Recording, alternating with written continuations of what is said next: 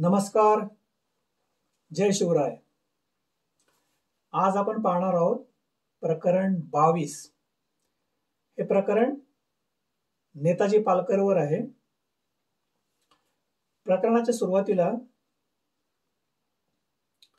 मी एका व्यक्तीची कॉमेंट वाचून दाखवणार आहे.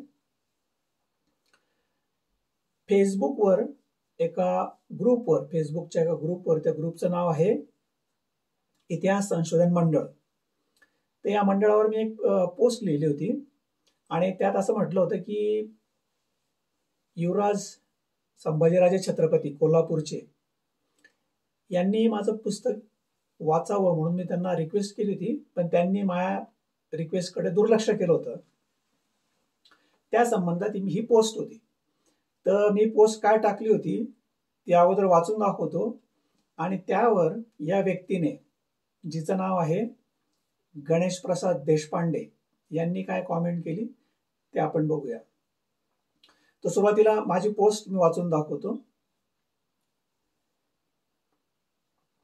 युवराज संभाजीराजे छत्रपतींना जेम्स लेनचे आणि गिरीश कुबेराचे पुस्तक विकत घेऊन वाचण्यास वेळ आहे. बिकानेरला जाऊन चुकीचा इतिहास ऐकण्यास वेळ आहे. पण महाराजांचा आणि युवराज शंभूराजांचा खरा इतिहास असलेले विनामूल्य ई बुक वाचण्यास वेळ नाही आणि इच्छाही नाही. काय म्हणावे या प्रकाराला? अशी ती पोस्ट मी लिहिली होती. त्यावर गणेश प्रसाद देशपांडे या विद्वानाने काय कॉमेंट लिहिली पहा. त्यांनी लिहिलं, काय म्हणावे या प्रकाराला याचे उत्तर सोपे आहे. लेखकाची विश्वासार्हता हेच ते उत्तर आहे. मग मी त्यांना रिप्लाय केला आणि म्हटलं, बर मग जेम्स लेनवर आणि गिरीश कुबेरावर जास्त विश्वास आहे काय? त्यावर त्यांनी मला उत्तर दिलं, हो, कारण ते विना पुराव्यांचा कानात सांगितलेला इतिहास सांगत नाहीत. विश्वास या पद्धतीवर आहे. व्यक्ती सदोष असू शकतात, म्हणूनच पद्धत शक्य तितकी निर्दोष, पुराव्यांवर आधारित आणि कानात न सांगितलेली असायला हवी. म्हणून विनामूल्य ई बुक पेक्षा जेम्स लेन आणि गिरीश कुबेर यांची विश्वासार्हता जास्त आहे. असं खोचक उत्तर त्यांनी मला दिलं. त्यावर मी त्यांना परत रिप्लाय दिला, जो पुढील प्रमाणे, कारण त्यांनी लिहिलं होतं, म्हणूनच पद्धत शक्य तितकी निर्दोष, पुराव्यांवर आधारित आणि कानात न सांगितलेली असायला हवी. बरं मग मी सांगितलेला इतिहास पुराव्यावर, संदर्भावर आधारित नाही, यासाठी तुमच्याकडे कोणता पुरावा आहे?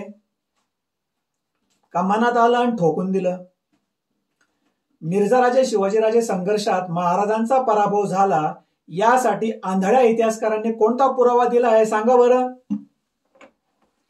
सांगा, महाराजांचा कधी कोठे पराभव झाला ते. माझं तुम्हाला आणि इतर इतिहासकारांना चॅलेंज आहे, द्या पुरावा. यांना जेम्स लेन गोड वाटतोय. काय कारण असावे? आणि यापुढे पण आमच्या दोघांचा सुखसंवाद झाला. तो नेमका संवाद काय आहे ते आपण प्रकरणाच्या शेवटी पाहूया, कारण नाहीतर हे प्रकरण लांबच जाईल. ह्या अशा पद्धतीच्या कॉमेंट्स हे काही विघ्न संतोषी लोक करत असतात. हे विद्वान पंडित, ज्यांनी माझं ई बुक वाचलेलं नसतं, ज्यांना खरा इतिहास माहीत नसतो, पण ते या खऱ्या इतिहासाला विरोध करण्याचं काम सुरू ठेवतात. याबाबत शिवशाहीर बाबासाहेब पुरंदरे यांनीच काय म्हटलंय ते आपण पहिल्यांदा पाहूया. आणि ही मानसिकता, या लोकांची मानसिकता आत्ताची नाहीये, शिवाजी महाराजांच्या वेळेस पण होती. या असे विघ्न संतोषी लोक त्यावेळेस पण होते. आणि शिवशाहीर बाबासाहेब पुरंदरे यांनीच काय लिहिले ते आपण बघूया.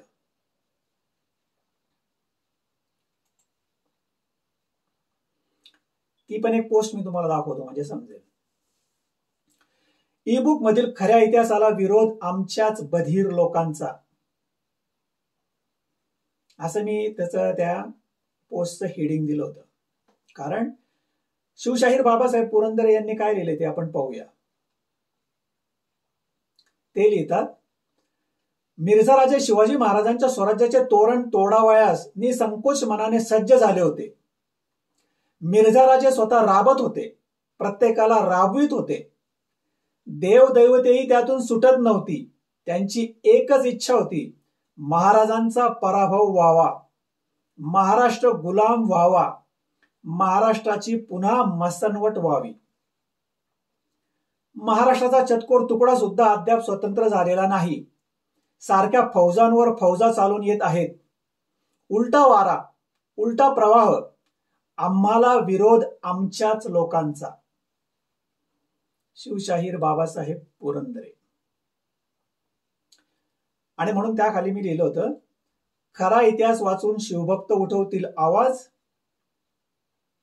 आणि टिंगल करणाऱ्या बधिरांचा उतरेल मग माज. तर हे बधिर लोक माझं ई बुक वाचण्याच्या ऐवजी माझी टिंगल करण्यातच धन्यता मानतात. पण ते असो, आपण प्रकरणाला सुरुवात करूया. प्रकरणाचं नाव आहे शिवभक्त नेताजी पालकर.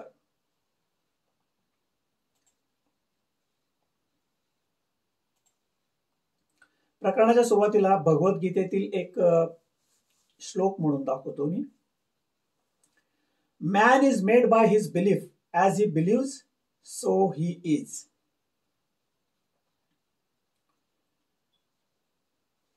इंग्लंडमधील ऑलिव्हर क्रॉमवेल हा एक मोठा नेता होऊन गेला, ज्याने इंग्लंडमध्ये लोकशाहीचा पहिला पाया भरला. त्याचं एक वाक्य आहे, त्या वाक्याची सुरुवात करून आपण प्रकरणाला सुरुवात करूया. तो म्हणतो, the best soldier is the one who knows what he is fighting for and loves what he knows. Oliver Cromwell, म्हणून त्याला ग्रेट प्रोटेक्टर म्हटलं गेलेलं आहे. असो, सरसेनापती प्रतापराव गुजर, कान्होजी जेधे, सिद्दी हिलाल, खंडोजी आणि जावळीचा यशवंतराव. या प्रकरणात आपण शिव इतिहासातील वरील 5 व इतर व्यक्तींबाबत विचार करणार आहोत व या माहितीच्या आधारे नेताजी स्वतःहून स्वराज्याचा त्याग करून विजापूरला गेलेला नसून महाराजांच्या आज्ञेवरून गेला असल्याचे कसे सिद्ध होते हे पाहणार आहोत. नेताजी तसेच शंभूराजे आणि सिद्दी हिलाल शत्रूला जाऊन मिळाले ही महाराजांची राजकीय चाल होती, गनिमी कावा होता, हे लक्षात घेतले पाहिजे. शिवशाहीर बाबासाहेब पुरंदरे यांनी नेताजी बाबत काय स्टेटमेंट केले ते पहा. त्यांनी लिहिलंय, नेताजी मात्र पस्तावला, सर्वच बाबतीत पस्तावला. अर्थात त्यांचं स्टेटमेंट कसं चुकीचं आहे हे आता आपल्या लक्षात आलेलंच असेल आणि या प्रकरणात पुन्हा अजून ते आपण समजून घेऊ. महाराजांच्या सर्वच मराठ्यांनी रणांगणावर भीम पराक्रम केले व वाहवा मिळवली, पण सरसेनापती नेताजी पालकर यांच्या वाटेला आलेला वनवास व सरसेनापती प्रतापराव गुजर यांचा अंत हे शिव भारतातील अत्यंत दुर्दैवी प्रसंग आहेत. केवळ महाराजांच्या शब्दाखातर म्हणजे आज्ञेमुळे त्यांच्यावर हा प्रसंग ओढवला आहे. यात महाराजांचाही काही दोष नाही, पण विचित्र परिस्थितीचा ते बळी ठरले आहेत.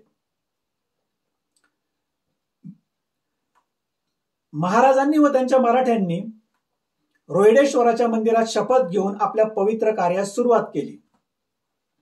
शिवपूर्व काळात जे वतनदार होते त्यांची वतनावरच निष्ठा होती. वर कोणाचेही राज्य असो, त्यांना फक्त वतनाची काळजी होती. महाराजांचे मोठेपण, कर्तृत्व यात आहे की त्यांनी वतनदारांनाही हाताशी धरून त्यांची स्वराज्य निष्ठा जागृत केली. वतनदारांची ही मानसिकता बदलणे हे आश्चर्यकारक होते. कान्होजी जेधे हे देखील वतनदार, पण निष्ठा महाराजांवर, स्वराज्यावर.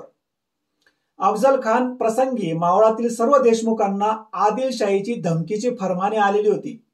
त्यामध्ये स्वराज्याविरुद्ध अफजल खानाला मदत करण्याचे हुकूम सोडलेले होते. खानाने शिफारस केल्यास योग्य तो मोबदला दिला जाईल असे आमिषही दाखवले होते. या आमिषाला बळी पडून खंडोजी खोपडे खानाला जाऊन मिळाला. अशा संकटकाळी स्वराज्याला सोडून मावळातील मोठ्या देशमुखाने खानाला जाऊन मिळणे चिंताजनक होते. खंडोजीमुळे इतरही देशमुख खानाला मिळण्याची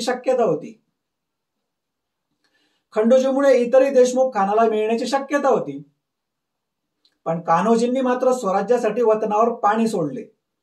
महाराजांच्या आज्ञेप्रमाणे त्यांनी मावळातील सर्व देशमुखांना एकत्र आणून महाराजांच्या पायाशी रुजू केले. कान्होजींनी स्वराज्यासाठी वतनावर पाणी सोडले, तर खंडोजीने वतनासाठी स्वराज्य सोडले. गंमत म्हणजे असे असूनही कान्होजींनीच खंडोजीसाठी महाराजांकडे अभय मिळवण्याची शिफारस केली होती. आपण पुढे जाऊया. महाराजांचं एक वाक्य आहे, तरी आम्हास महादेवाची आण असे व आई साहेबांची आण असे. आण म्हणजे शपथ. दुसरे उदाहरण म्हणजे जावळीचा यशवंतराव व हैबतराव शिळमकर या मामा भाच्यांचे. जावळीचा चंद्रराव म्हणजे दौलतराव मोरे इसवी सन 1647 ला निपुत्रिक वारल्यामुळे वारसा हक्काचा पेच निर्माण झाला. बादशहाने किंवा भाऊबंधांनी याचा फायदा घेऊ नये म्हणून दौलतरावाच्या विधवा बायकोने महाराजांची मदत घेऊन यशवंतराव मोरेला जावळीच्या गादीवर बसवले, दत्तक घेऊन. आपल्या मदतीमुळे यशवंतराव स्वराज्याला मदत करील या हेतूने महाराजांनी ही मदत केली. यशवंतराव मोरेला जावळीच्या गादीवर बसवलं शिवाजी महाराजांनी. पण गादीवर आल्यावर यशवंतराव शिरजोर बनला. त्याने स्वराज्यात हस्तक्षेप करायला सुरुवात केली.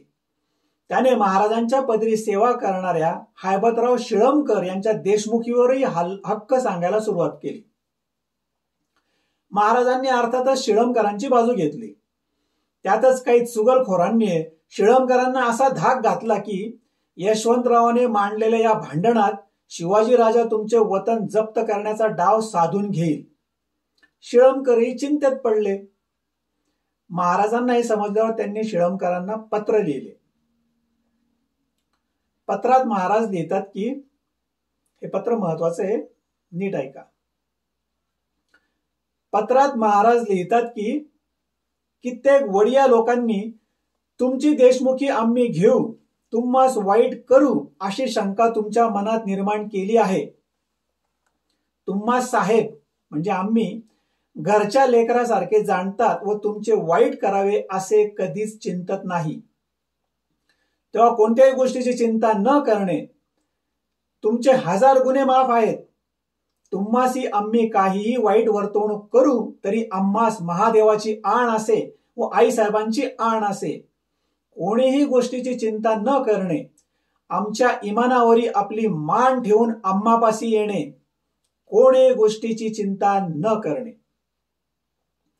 महाराजांसाठी व स्वराज्यासाठी मराठी प्राण देण्यासही का तयार असत याचा पत्रावरून बोध होतो. यशवंतरावाच्या मुजोर वर्तनामुळे महाराजांनी जावळी जिंकली. पुढे महाराजांनी अभय दिल्यावरही विजापूरच्या बादशहाशी त्याने संधान बांधले. विनाश काले विपरीत बुद्धी. महाराजांनी मग त्याला ठार मारण्याची आज्ञा सोडली. हे पहिलं उदाहरण झालं यशवंतराव मोरेचं. आता दुसरं उदाहरण पाहूया. त्या व्यक्तीचं नाव आहे सिद्दी हिलाल. सिद्दी हिलाल अफजल खानाच्या सैन्यातील हा एक सरदार.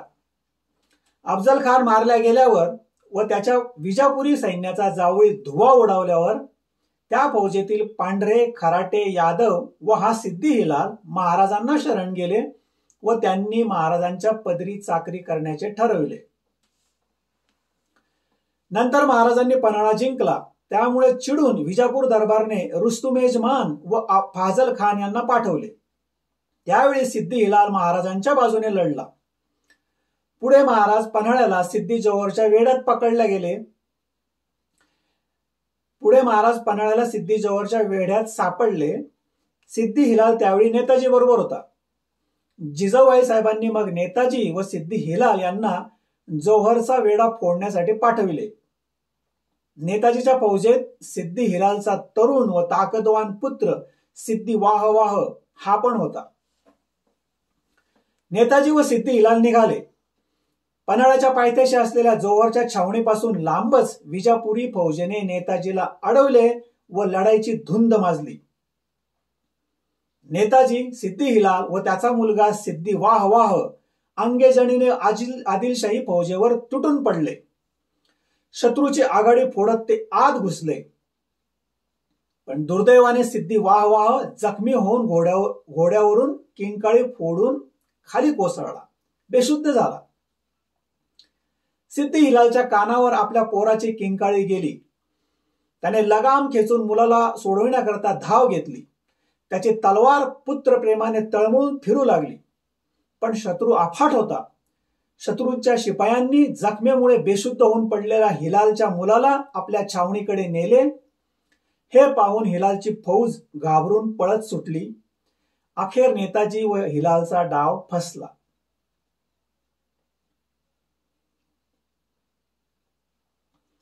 स्वराज्याचा तिसरा सेनापती प्रतापराव गुजर व सिद्दी हिलाल यांच्या कामगिरीबद्दल व निष्ठेविषयी माहिती घेऊ. नरवीर कोंडाजी फर्जंदने अवघ्या 60 मराठ्यांच्या मदतीने पन्हाळा घेतल्यामुळे आदिलशाही दरबाराने चिडून बहलोल खान पठाण या प्रख्यात सरदाराला स्वराज्यावर पाठविले. तेव्हा महाराजांनी प्रतापराव गुजर यांना बहलोल खानास मारून फत्ते करण्याची आज्ञा सोडली. शिवशाहीर बाबासाहेब पुरंदरे लिहितात, प्रतापराव महाराजांना मुजरे करून निघाला. 2च दिवसात प्रतापराव उमराणी जवळ अगदी गुपचूप येऊन पोहोचला. खानाला काहीही कल्पना नव्हती. इतक्या लवकर आणि अचानक आपण घेरले जाऊ असे त्याला स्वप्नातही वाटले नाही. प्रतापरावाने खानाचे पाणी ओळखले. हे दिवस उन्हाळ्याचे होते. खानाच्या एवढ्या मोठ्या फौजेला पिण्यासाठी लागणारे पाणी उमराणीस फक्त एकाच मोठ्या जलाशयात होते. हा जलाशय प्रतापरावाने कब्जात घेण्याचा बेत केला. पाणवठ्यावर खानाचे पहारे नव्हते. प्रतापरावाने लगेच सिद्दी हिलालला पाणवठा घेण्यास सांगितले. हिलालने लगेच पाणवठ्याला गराडा घातला. झाले. बहलोल खानचे पाणी खुंटले, तुटले, आटले. खानाला या गोष्टीचा थांगपत्ताही नव्हता. काही वेळाने बहलोलच्या हत्तींना पाणी पाजण्याची वेळ झाली. त्याच्या सैनिकांनी हत्ती बाहेर काढले व पाण्याकडे चालविले आणि त्या सैनिकांची छातीच दडपली. त्यांना सभोवार आणि सभोवार मराठी लोक जीव घ्यायला टपून बसलेले दिसले. आणि तेवढ्यात सुमारे 1000 स्वारांनीशी कोणीतरी भयंकर सैतान दौडत येत असलेल्या धुळीच्या लोटात त्यांना दिसला. तो तर खुद्द प्रतापरावच होता. आणि मग खानाच्या सैनिकांची जी काही धांदल उडाली ती वर्णन करणे अशक्य. भयानक हाकाहाक, धावपळ उडाली. गांधील माशा आल्यासारखी साऱ्या छावणीची तिरपीट उडाली. शस्त्रास्त्रे, घोडे, जिने, चिलखते वगैरेंसाठी खानाच्या फौजेची एकच गडबड झाली. बहलोल स्वतः क्षणात सज्ज झाला. त्याने आपल्या पठाणी फौजेलाही जल्दीने सज्ज केले. ती पठाणी फौज म्हणजे काही उगीच बाजारगुणगी नव्हती. शरीराने बलवान आणि शौर्याते कडक असे ते सर्व पठाण होते. खान फौजेसह सामन्याला सिद्ध झाला. आणि तेवढ्यात मराठ्यांचा हल्ला आलाच. आनंदराव, सिद्दी हिलाल व त्याचे 5 शूर पुत्र या हल्ल्यात होते. त्यांनी पठाणावर धडक घेतली. लढाईस तोंड लागले. आनंदरावाने तलवारीचा कडवा तडाखा पठाणांवर सुरू केला. खान स्वतः सेनापतित्व करीत होता. 3 घटका उलटल्या तरी खणाखणी चालूच होती. एवढ्यात एक गंमत झाली. बहलोलच्या फौजेतील एक धिप्पाड व मस्त हत्ती एकाएकी बिथरला. त्याला ज्या साखळदंडाने बांधलेले होते तो साखळदंड त्याने हिसडे देऊन तोडला व तो सोंडे धरून तो धावत सुटला. आपल्याच पठाणी सैन्याची त्याने दाणादाण उडवून दिली. सोंडेतील साखळदंडाने त्याने पठाणांना बडवून काढण्यास सुरुवात केली. त्यात अनेक पठाण मेले. बहलोलच्या माहुतांनी मागून धावत येऊन मोठ्या युक्तीने त्या हत्तीला पकडले व माघारी वळवले. तेव्हा आपल्या 5 पुत्रांसह सिद्दी हिलाल बेधडक त्या हत्तीवर चाल करून गेला. विठोजी शिंदे विठ्ठलपंत अत्रे वगैरे मराठे सरदारही हिलालच्या मदतीला धावले. या हत्तीसाठी भयंकर रणकंदन माजले. मुंडक्यांचा खच पडला. अखेर सिदोजी निंबाळकरने त्या हत्तीला घेऊन पठाणांच्या हातातून बाहेर काढले व त्याला पळवीत पळवीत मराठी फौजेत आणले. मराठ्यांनी बहलोलचा मस्त हत्ती जिंकला. बहलोल खान मराठ्यांना भरडण्याची शिकस्त करीत होता, पण मराठ्यांपुढे त्याचे काहीही चालले नाही. बहलोल खान मराठ्यांना भरडण्याची शिकस्त करीत होता, पण मराठ्यांपुढे त्याचे काहीही चालले नाही. शेवटी खानाचा नाईलाज झाला. तो तहासाठी दिनदुबळा झाला. अखेर स्वराज्यावर परत येणार नाही असे काकुळतीने विनवून त्याने प्रतापरावाला धर्मवाट मागितली. प्रतापरावाने दया होऊन खानाला सोडण्याचे ठरविले. प्रतापरावाने उदारपणाने दाखवलेल्या धर्मवाटेने बहलोल खान निघून गेला. मराठ्यांच्या पुढे माना खाली घालून पठाणांची सेना निघून गेली. महाराज यावेळी पन्हाळ्यावर होते. प्रतापरावाने खानाला दया दाखवून सोडून दिल्याचे कळल्यावर ते प्रतापरावावर रागावले. त्यांनी प्रतापरावाला खानाशी सला काय निमित्त केला असा करडा सवाल विचारला. कारण अपयशाने दुखावलेला खान पुन्हा स्वराज्यावर चाल करून येईल असा त्यांचा अंदाज होता. प्रतापरावाला आपली चूक लक्षात आली, पण आता उशीर झाला होता. महाराजांचा अंदाज बरोबर होता. अपयशाने दुखावलेला बहलोल खान पुन्हा स्वराज्यावर चालून आला. महाराजांना ही बातमी कळताच त्यांनी प्रतापरावाला पत्र लिहिले. बहलोल खानास बुडवून फत्ते करणे, नाहीतर आम्हास तोंड न दाखवणे. त्यामुळे प्रतापराव बहलोलच्या पाळतीवर होता. अवघ्या 6 शिलेदारांसह प्रतापराव आपल्या छावणीपासून दूर असताना त्याला खबर आली की बहलोल खान मोठी फौज घेऊन येत आहे. हे कळताच प्रतापराव सुरंगासारखा भडकला. संतापाने तो देहभान विसरला. त्याने बहलोलवर चालून जाण्यासाठी बेहोशपणे घोडा पिटाळला. त्याच्या मागोमाग ते 6 शिलेदारही दौडत सुटले व खानाच्या पठाणी फौजेवर तुटून पडले. अखेर पराक्रमाची शर्त करून राव धारातीर्थी पडला. धारातीर्थी पडणाऱ्या त्या 6 शिलेदारांमध्ये एक होता सिद्दी हिलाल. वरील विवेचनावरून हे दिसते की कान्होजी जेधे, प्रतापराव गुजर, शिळमकर व सिद्दी हिलाल सारखे असंख्य सरदार महाराजांचे निष्ठावंत सरदार होते. बाजीप्रभू देशपांडे व हिरडस मावळ्यांनी महाराजांसाठी घोडखिंडीत प्राणार्पण केले. मग हे जर खरे आहे तर सेनापती सारख्या महत्वाच्या पदांवर असणाऱ्या नेताजीने स्वराज्य सोडून शत्रूला मिळावे यावर विश्वास कसा ठेवावा? महाराजांचा एक सेनापती सला काय निमित्त केला या महाराजांच्या प्रश्नामुळे शत्रूवर द्वेषाने चालून जातो व आपले प्राण अर्पण करतो, तर तेच दुसरा सेनापती समयास कैसा पावला नाहीस या महाराजांच्या प्रश्नामुळे सरळ शत्रूला जाऊन सामील होतो हे मुळीच पटणारे नाही.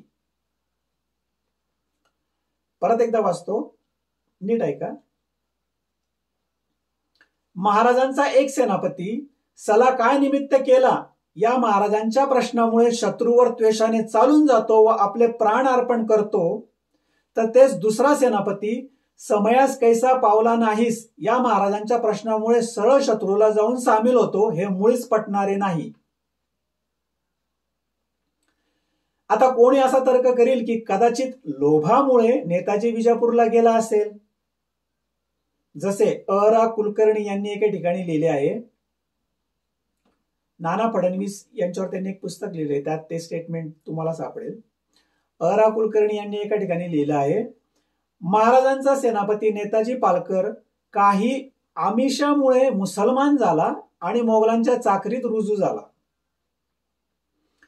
पण असा तर्क करणे म्हणजे सावरकरांनी 60 रुपये पेन्शनच्या आमिषामुळे इंग्रजांना माफीनामा लिहून दिला असे म्हणण्यासारखे आहे. पण त्यात काहीच तथ्य नाही. शिवशाहीर बाबासाहेब पुरंदरे यांनी स्पष्ट लिहिले आहे, नेताजीने धर्मांतर करण्याचे कबूल केले, परंतु ते त्याने स्वतःच्या इच्छेने तर कबूल केलेले नव्हतेच, पण त्यात त्याचा एक मराठी डाव होता. गनिमी कावा. धर्मांतर करायचे आणि मग संधी साधून घरी पळून यायचे. काबूलवर जात असताना तो पळाला देखील, पण पुन्हा पकडला गेला. त्यामुळे लोभ आमिषामुळे त्याने स्वराज्य सोडले, धर्म सोडला हे खोटे सिद्ध होते. मिर्झा राजांनी दक्षिणेत आल्यावर मराठ्यांवर फितुरीचे जाळे टाकण्यास सुरुवात केली होती. इतिहासकार यदुनाथ सरकार लिहितात, जानेवारीमध्ये त्यांनी म्हणजे मिर्झा राजांनी शिवाजी विरुद्ध चिथवण्यासाठी अनेक गुप्तहेर दखनी नेत्यांकडे पाठविले होते. शिवाजी महाराजांच्या सरदारांची निष्ठा पोखरण्यासाठी पैसा आणि मोगल दरबारी उच्च पदांचे आमिष त्यांना दाखवण्यात आले होते. पण महाराजांच्या सर्व मराठ्यांची निष्ठा अभंग होती. नेताजी लोभी असता तर पुरंदरच्या तहा आधीच तो मिर्झा राजांना सामील झाला असता. दिलेर खानाने तर भर रणांगणावर मोरारबाजीला आमिष दाखवले, पण आपल्या निष्ठेचा अपमान झाला असे मानून त्याने दिलेर खानाची मागणी धुडकावून लावली. असे का? वयोवृद्ध बाजी पासलकर, निळोपंत मुजुमदार, कान्होजी जेधे पासून येसाजी कंक, बाजी प्रभू, मुरारबाजी, कोंडाजी, मोरोपंत, तानाजी, सूर्याजी काकडे, रामजी पांगेरा तो थेट तरुण धनाजी जाधव व नागोजी जेधेपर्यंत सर्वजण स्वराज्याशी निष्ठावंत होते. हे सर्वजण महाराजांचे चाकर नसून भक्त होते. हे सर्वजण केवळ सरदार होते, पण नेताजी तर स्वराज्याचा सरसेनापती होता. केवळ सेनापतीच नव्हे तर प्रति शिवाजी, दुसरा शिवाजी आणि शिवाजीचा दुसरा हात असा त्याचा लौकिक होता. असा जबाबदार सेनापती महाराजांना सोडून जाईलच कसा? हे म्हणजे हनुमानाने रामाला सोडून जाण्यासारखे आहे.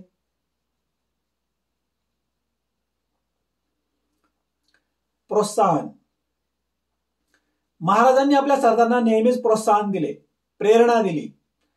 दरारा व जरब कायम ठेवून देखील त्यांनी अजाणतेपणी काही चुका करणाऱ्या सरदारांना शिक्षा कधीच केली नाही.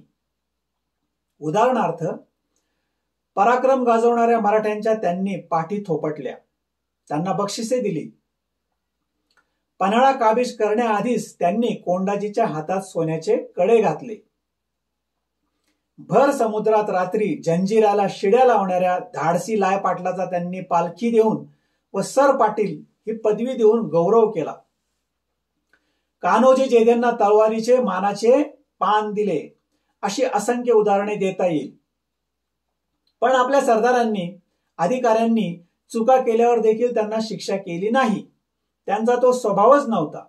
उदाहरणार्थ, प्रतापरावाने बेलोल खानाला सोडून दिले, पण महाराजांनी प्रतापरावांना शिक्षा केली नाही, फक्त जाब विचारला.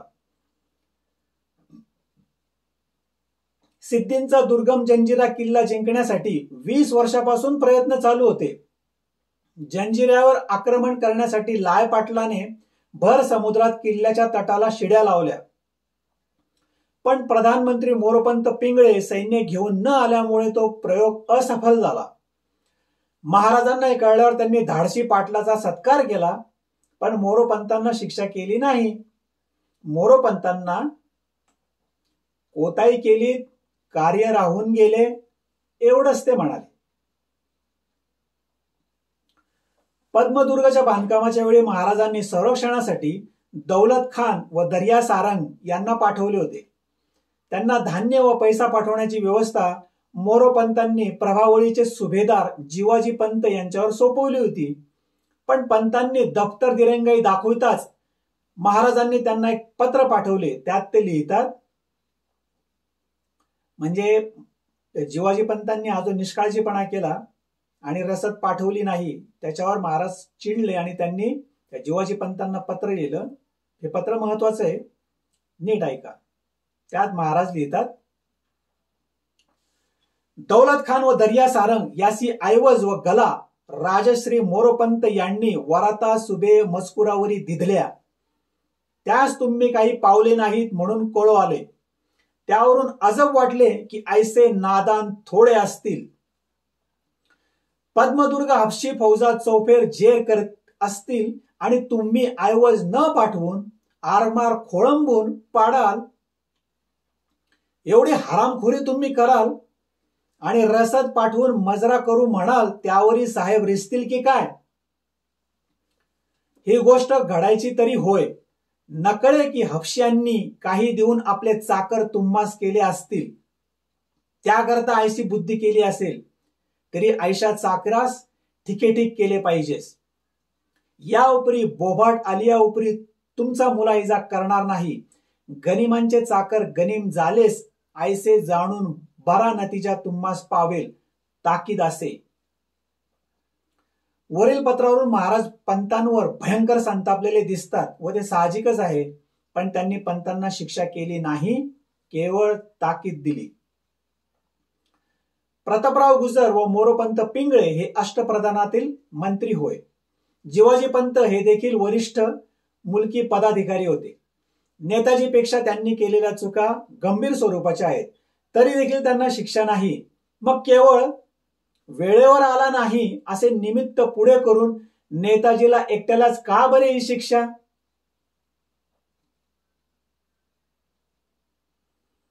माणसाचे माणूस ओळखताती.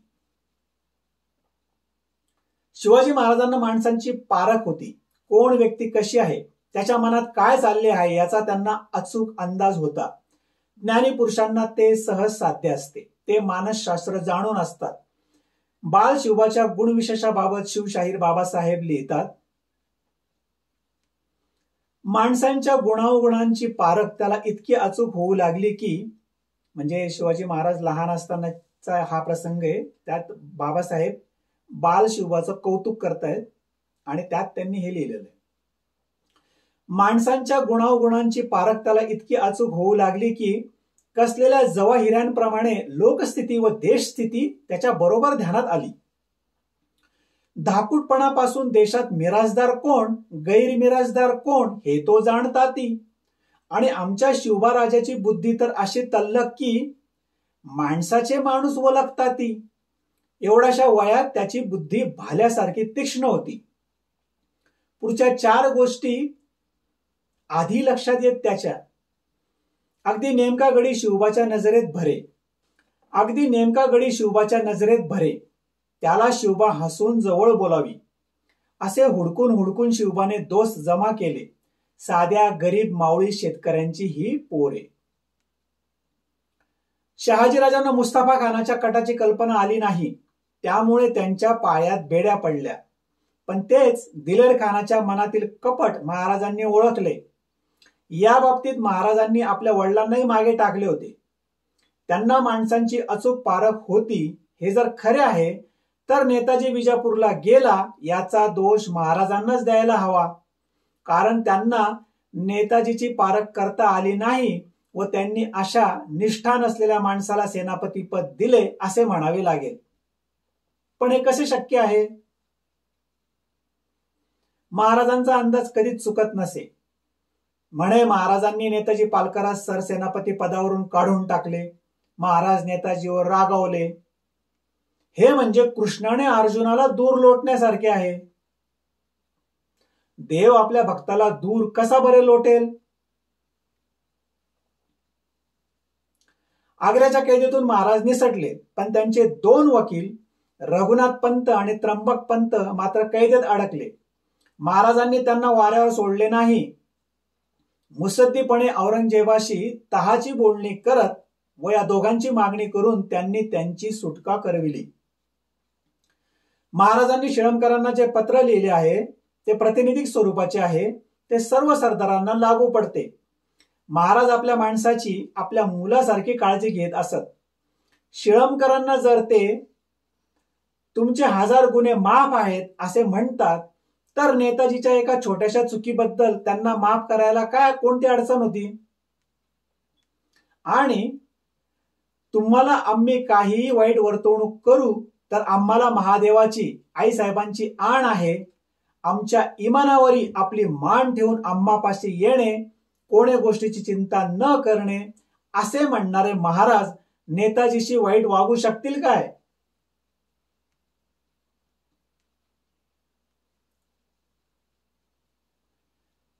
शत्रूला जाऊन मिळणारे खंडोजी, सिद्दी हिलाल व नेताजी हे तिघेही स्वराज्य सोडून शत्रूकडे चाकरी करण्यास गेले होते. जरी त्यांचे कृत्य सारखे असले तरी पण या तिघांना सारखाच मापदंड लावता येणार नाही. कारण या तिघांचा जाण्यामागील हेतू वेगवेगळा होता. त्यातही नेताजीचे वेगळेपण असे की तो शत्रूला जरी जाऊन मिळाला असला तरी तो स्वराज्यावर चालून आला नाही आणि जेव्हा तशी वेळ आली तेव्हा तो थेट महाराजांच्या पायाशी येऊन रुजू झाला. म्हणून हे तिघे शत्रूला जाऊन मिळाले असले तरी महाराज यांच्याशी नंतर कसे वागले यावरून या तिघांच्या जाण्यामागील हेतूंचा बोध होतो. सिद्दी हिलाल स्वराज्यात सामील झाल्यापासून त्याने स्वराज्याची कशी सेवा केली व प्रतापरावाबरोबर कसे प्राणार्पण केले हे आपण मागे पाहिले. पण मध्यंतरी तो स्वराज्य सोडून मोगलांकडे गेला असल्याचे बाबासाहेब पुरंदरे यांच्या लिखाणावरून लक्षात येते. महाराजांनी त्याला हेर म्हणून पाठवले होते. म्हणजे महाराजांनी सिद्दी हिलालला मोगलांकडे हेरगिरी करायला पाठवले होते. हा खरा इतिहास आहे. कसं ते आपण पाहूया. मोरोपंत व प्रतापराव गुजर यांनी साल्हेरला वेढा घालून बसलेल्या अफाट मोगली फौजेवर आक्रमण करून त्याचा पराभव केला. म्हणजे कधीची गोष्ट ही? फेब्रुवारी 1672 मध्ये, म्हणजे पुरंदरच्या तहानंतरची गोष्ट आहे. मोरोपंतांनी मग मोगली ठाणे जिंकायला सुरुवात केली. या बाबतीत शिवशाहीर बाबासाहेब लिहितात. पुरंदरेंनी काय लिहिले ते पाहूया. मोरोपंतांनी कोळवण जिंकल्यावर नाशिकवर चाल केली. नाशिक येथे महाराजांचा मामे भाऊ जाधवराव हा मोगलांच्या तर्फेने 4000 फौजेसह ठाणे राखीत होता. पण मोरोपंतांच्या तलवारी पुढे जाधवरावाचा धर लागला नाही. जाधवराव पराभूत होऊन बहादूर खानाकडे पळाला. इसवी सन 1672. तसेच वणी दिंडोरीला सिद्दी हिलाल हा ठाणेदार होता. त्याचाही चटकन कशामुळे? त्याचाही चटकन पराभव झाला. तोही बहादूरकडे गेला. बहादूर खानाने अत्यंत कठोर शब्दात हिलालची व जाधवरावाची त्यांच्या पराभवांबद्दल निर्भत्सना केली. तेव्हा हे दोघे सरदार जे उठले ते थेट महाराजांकडे येऊन दाखल झाले. आता हे वाक्य महत्वाचं आहे. हा सिद्दी हिलाल तर महाराजांचा पूर्वीचा सरदार होता. मोगलांकडे तो नोकरी करून तिकडच्या बातम्या महाराजांना पाठवित असे. म्हणजेच सिद्दी हिलाल हा महाराजांचा हेर होता हे सिद्ध होते. जाधवराव पण महाराजांना आतून सामील असल्याचा तर्क करता येईल. मोरोपंतांची या दोघांशी झालेली लढाई लुटुपुटूची लढाई दिसते. असो, खंडोजी स्वतः फितुरी करून स्वराज्य विरुद्ध अफजल खानाला मिळाला होता. स्वराज्य आता वाचत नाही अशी त्याची अटकळ होती. पण खान मारला गेला व खंडोजी उघडा पडला. मग परत स्वराज्यात येण्याची खटपट त्याने सुरू केली. पण त्याचे अपराधी मन त्याला खात होते. महाराजांसमोर सरळ येण्याची त्याला हिंमत होईना. म्हणून आपला जावई हैबतराव शिळमकर मार्फत व कान्होजी जेधेंची मध्यस्थी करून त्याने अभय मिळवले व मग महाराजांपुढे तो हजर झाला. कारण आपण पाप केले आहे हे त्याला माहित होते. नेताजी मात्र सरळ महाराजांना येऊन भेटला. जर त्याने चूक केलेली असती तर महाराजांकडे तो आलाच नसता. महाराज कसे आहेत, ते फितुराला कसे शासन करतात हे खंडोजी प्रकरणामुळे त्याला चांगलेच माहित होते. पण आपण काही चूक केलेली नाही. उलट आपले कर्तव्य आपण चोख पार पाडले आहे व महाराज आपल्याला जवळ करतील याचा अभिमान व आत्मविश्वास त्याला होता. म्हणून तो सरळ महाराजांना भेटला. त्याने इतर कोणाही मार्फत महाराजांना निरोप पाठवून अभय मिळवण्याची खटपट केली नाही. त्यामुळे तो निर्दोष होता हेच सिद्ध होते. नेताजीचा प्रवास. खोटे भांडण रंगवून नेताजी महाराजांच्या आज्ञेप्रमाणे विजापूरला चालता झाला आणि आदिलशहाला सामील झाला. महाराजांनी मग सेनापती पद शूरवीर प्रतापराव गुजर यांच्याकडे दिले. प्रतापराव मिर्झा राजांच्या बाजूने आदिलशहाशी लढू लागला. मिर्झा राजांनी विजापूरवर आक्रमण केलेले होते. अशा अडचणीच्या वेळेस नेताजी सारखा शूर सरदार आल्यामुळे आदिलशहाला आनंद झाला. बादशहाने त्याला 4 लाख होऊन बक्षीस दिले व नोकरीवर ठेवून घेतले. आणि मग नेताजीने आपल्या झंझावती आक्रमणाने मिर्झा राजांना झोडपण्यास सुरुवात केली. नेताजी प्रकरणामुळे त्यांची 5वा धारण बसली मिर्झा राजांची. त्यांना धक्काच बसला. उद्या शिवाजी पण आदिलशहाला जाऊन मिळाला तर अशी त्यांना धास्ती वाटू लागली. नेताजी सारखा अनमोल माणूस आपल्याकडे हवा यासाठी त्यांनी नेताजीला मोठी प्रलोभने दाखवण्यास सुरुवात केली. मिर्झा राजांनी मग नेताजीला प्रलोभने दाखवायला सुरुवात केली. काहीही करून त्याला आपल्या पक्षात आणलेच पाहिजे असे त्यांनी ठरवले. नेताजी पेचात पडला. पैशामुळे नव्हे तर आपला कट उघड होऊ नये म्हणून. आपण जर मिर्झा राजांना सामील न होता आदिलशाहीकडेच राहिलो तर. एनिवे मी इथे थांबतो कारण प्रकरण मोठं होत चाललेलं आहे. जेव्हा प्रकरण खूप मोठं होतं, अर्धा तासाच्या वर जर ते गेलं तर मी त्या प्रकरणाचे 2 भाग करतो. मग हा पहिला भाग झाला आणि मग या नेताजी प्रकरणाचा उर्वरित भाग आपण पुढच्या एपिसोडमध्ये, पुढच्या व्हिडिओमध्ये आपण पाहूया. तर हा अर्धा पार्ट ऐकल्याबद्दल सगळ्यांचे धन्यवाद. जय शिवराय.